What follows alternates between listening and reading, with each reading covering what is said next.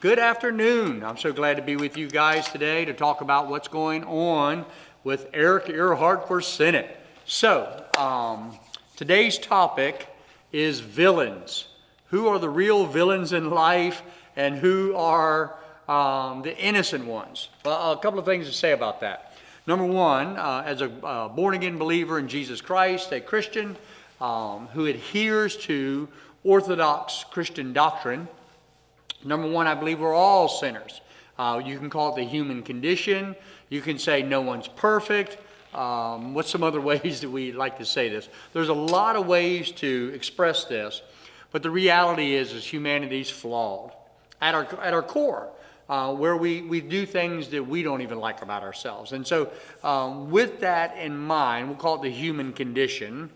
In the Christian doctrine, we call it sin nature or original sin. We can recognize that all humans are flawed, that there's none of us that are righteous, no one's better than anyone else.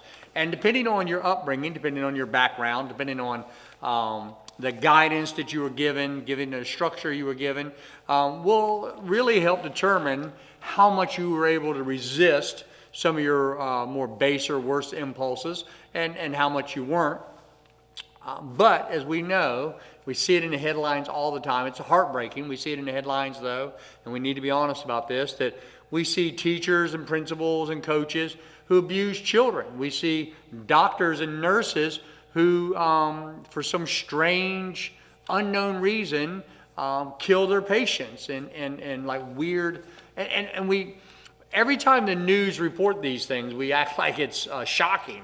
I guess on some level it is shocking, but it's really not. It's human nature. And so as much as possible, we try to resist those impulses to do wrong, and we let ourselves down all the time. So when talking about villains then, I want to talk about the villain in the story of our government, of our society, of life here. We need to look at some epistemological evidence of what a villain is. What's the word mean? What's it go back to? So first and foremost, I want to talk about our contemporary understanding of villain.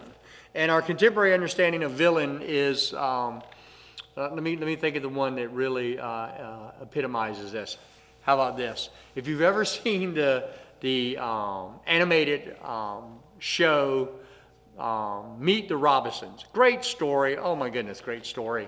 Orphanage, and the kid gets adopted, and anyway, if you haven't, it's an old one, it's an old classic, but you got to go see it. It's a beautiful story. Anyway, in this story is a villain, and the villain's name is the bowler hat guy. That's what they call him, the bowler hat guy. But he is drawn in this in the classic villain that we saw in the early Walt Disney videos in the 1930s, cartoons in the 30s. He's got the curled mustache, and he's wearing the all black, and he's actually even got the black cape, and he's wearing a bowler hat. He is the classic villain character, the ha ha ha ha ha. And if you look at any ads, Reefer Madness and different ones, and horror movies or anything from the 1920s and 30s, whatever, and you see the artwork displays this classic villain imagery. So I would say that's our contemporary understanding of the villain, the bad guy in the story. Well, let me talk to you about political villains, sociological villains, societal villains. So the term villain comes from the term villanus, and all it meant was villager or country folk. And it was a term used by the elites of society that lived in castles, that lived in their walled communities, their gated communities. That the villains were those who were uncouth, the country folk, the people that worked with their hands. See, it simply means the people who come from the village, is all the villanus was. And so in the story, in the genre of the medieval story, the villains of the story are the villagers, and they have the torches, and they're coming to the city to hang the evil king or whatever. And so this language of villain gets played out all the time today. You see, I would submit to you that though there certainly is a liberal view of life, there's a progressive view of life, there's a libertarian view of life, there's a conservative view of life, there's an ultra-conservative view of life, there's a Christian view of life, there's a spectrum of views of how we come at America, how we come at politics. But I would submit that the real battle that we face is not left-right paradigm. And I'm a conservative. I'm a Christian first and foremost. Then I'm a husband and a father. And I'm a pastor. I'm a community leader. I'm a whatever you want to go down that list. And ultimately within that, I am a politically conservative, economically conservative Republican. And so like you could stretch this out of all the adjectives that describe me, but it would start first and foremost with I personally am a Christian, and I live this Christian life. I live a life of a teetotaler. I don't drink or smoke or any of these things, and I try to take even when dealing with pain medications or anything like that, I try to take as limited amount as I can. I try to use natural remedies with my wife and vitamins and exercise and these things. And so I live my life frugally. I live my life conservatively. I live my life as a Christian man.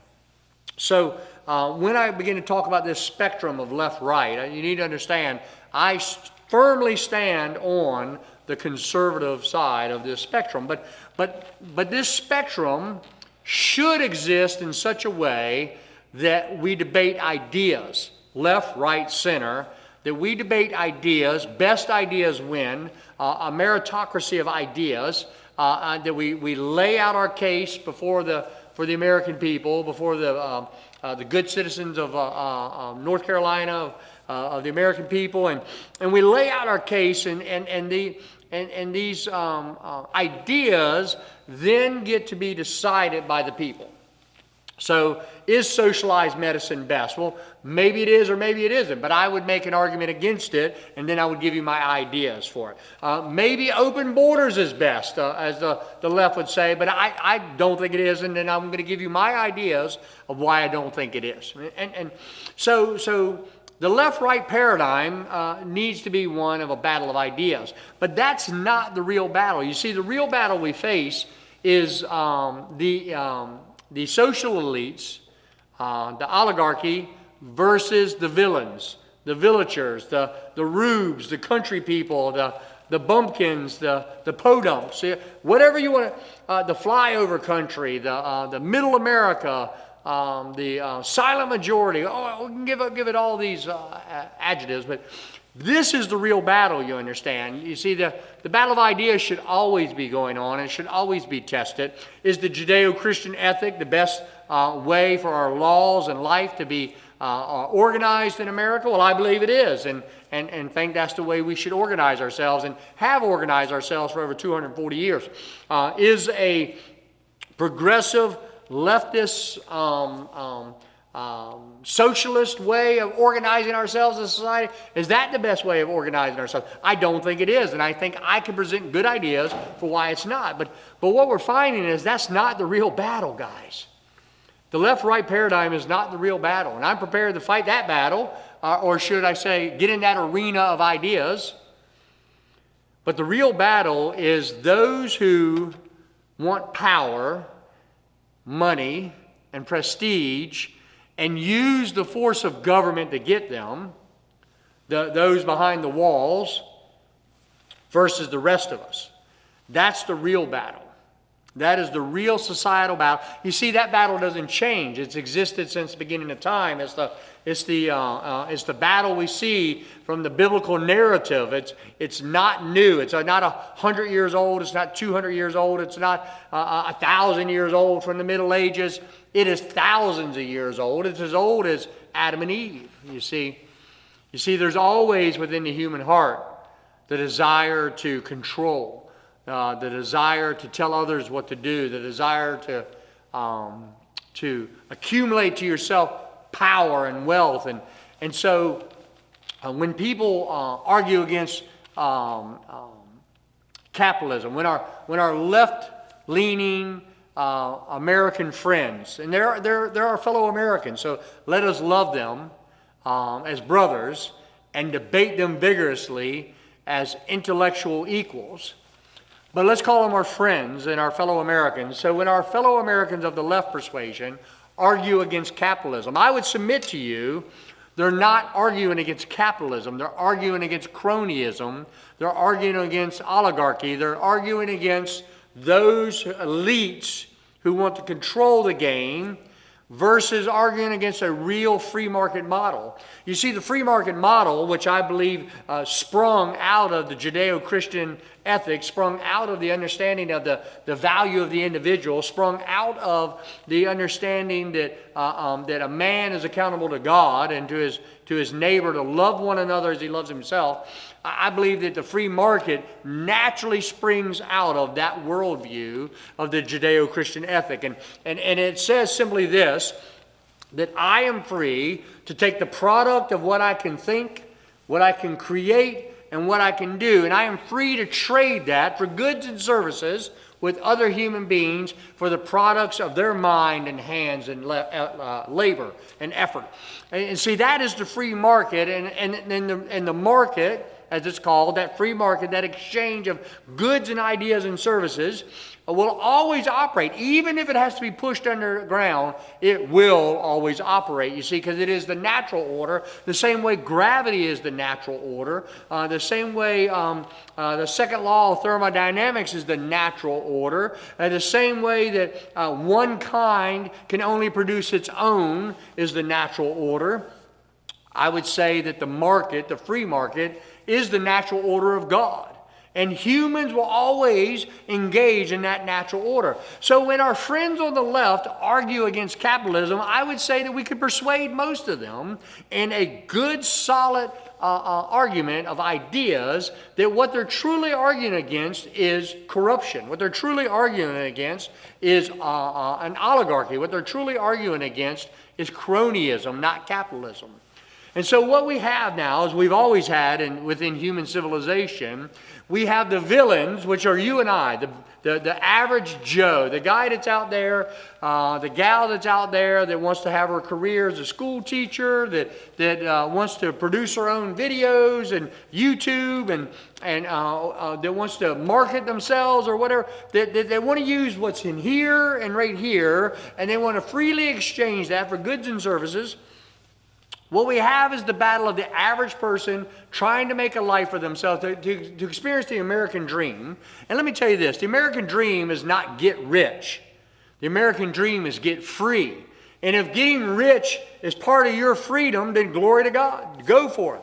But that's not the American dream of getting rich. And our friends on the left, again, pervert that and lie about that. But I would submit to you that a lot of times that it's not the people on the left that are subverting that. It's the people in the oligarchy that are subverting that and trying to create these narratives where we fight each other instead of debate each other. I would tell you that it is the big tech monopolies, that is the organizations that are too big to fail and that are in the government pocket, that own these congressmen, that own these senators, that own these presidential campaigns, the bureaucrats that are bought and paid for and interact in and out within the swamp. I would tell you it's those who try to set us against each other, to hate each other versus debate each other. That's what's going on. And so the villain traditionally is the villager, is the average person, and we see that battle again. And even Karl Marx saw this, but he had an atheistic, wrong way of dealing with it, but he could see that it was going on. And so his idea was the outworking of Marxism